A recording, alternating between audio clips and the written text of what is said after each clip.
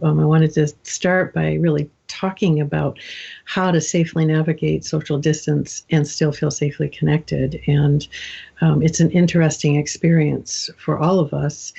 And we each have our own sort of way to go through that, because even though our nervous systems are built in the same way, it's the common denominator for we humans, we're all shaped a bit differently. So there's not one way to say, oh, this is the way to make it through. Although we're wired for connection, and we know that our nervous system, it's a biological built-in imperative. We also need solitude. And oftentimes in the regular world, solitude is a missing ingredient. And the research around solitude says that it can calm your sympathetic nervous system. It can increase ventral vagal. It increases creativity. It actually increases intimacy and a sense of connection, which is an odd thing to think about intimacy, but about solitude. But and it has these moments of both secular and religious connection built into these solitude moments. So again, it's going to be more difficult for some of us because we're more wired to need the social connection more intensely, more often. And then some of us are wired sort of for that solitude end. So I'm more on the solitude end. So for me, having to be home by myself or with my husband and cut off from the world in the ways that I used to be is not such a stretch for my nervous system. It actually feels like a sort of relief sometimes. And I've heard that from clients as well. It's a relief to not have to be out there always interacting. But for some people, this is a very, very difficult time because their nervous system really longs for more social connection than they can get in person. So what I'm going to invite people to do is this very simple creating a continuum for your own system. One end being social connection, then you go down to what we'll call solitude, and then just over the line from solitude is loneliness. And so, the way to do this is to just draw a line across a piece of paper, and at one end, write whatever your word would be for social connection, for the abundant social connection that your system sometimes longs for. And then at the other end, just before the end of the line, write the word that you would describe what your experience of solitude is. And then just beyond that, write what you would feel, what you name loneliness.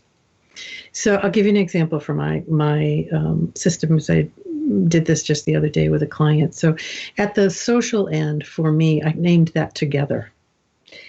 And at the other end, I named it solitude because that is a word I love. And just over the line from solitude for me is isolated.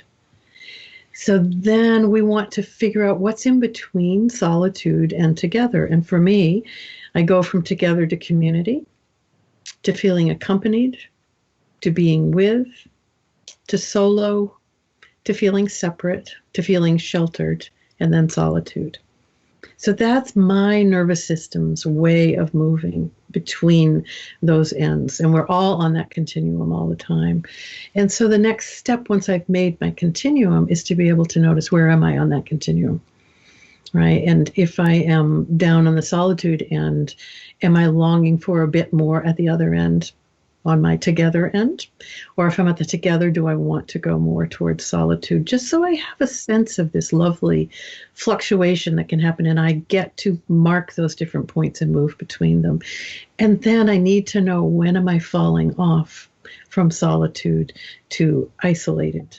And so it's really important, again, we come back to knowing our nervous system. How does my nervous system tell me that I'm in solitude, but I'm wavering, and pretty soon I'm going to go over the line into isolated? Because knowing where we are then helps us know what we need to do. So to key into your nervous system and to really listen to the conversation that the nervous system is having with you, because I really think that's what is happening. Your nervous system is communicating with you and letting you know when you are having enough of something, not enough or something, when you need to move towards or when it's good to move away. And so to key into that, we need to begin to notice those three states that the nervous system brings: that state of ventral regulation, the state of sympathetic mobilization, and the state of dorsal vagal immobilization. And we have to have some landmarks for ourselves for how do we know we are in each of those states. Because until we know where we are and what state we're in, we don't really understand the language of the nervous system. So to key in on ventral regulation, it's a sense in this moment in time, it's not a sense of everything is wonderful and working out beautifully. It's a sense of I'm okay and I can manage these next 5 minutes or this day, and it's okay that I don't know where I'm heading. I can still feel safe enough to keep moving through. That's probably the ventral experience nowadays, although we do have moments of a deeper ventral, a micro moment of a ventral depth of longing, of not longing, but of meeting that longing, of being connected. Those moments still happen. Just not, we're bombarded by cues of danger right now from society. And so it's very difficult to anchor in ventral when all of these cues are coming in. So we're now looking for those moments when I feel, okay, I can manage now. That's a ventral moment. A sign of a sympathetic mobilization is when you feel a flood of energy that makes you want to move, want to do something in this have to do it, this driven place. That's sympathetic. And then that dorsal immobilization is this lack of energy, this sort of despair or hopelessness or giving up that comes across. So those would be the three basic ways to know which state you're in and to begin to listen more intently to your nervous system.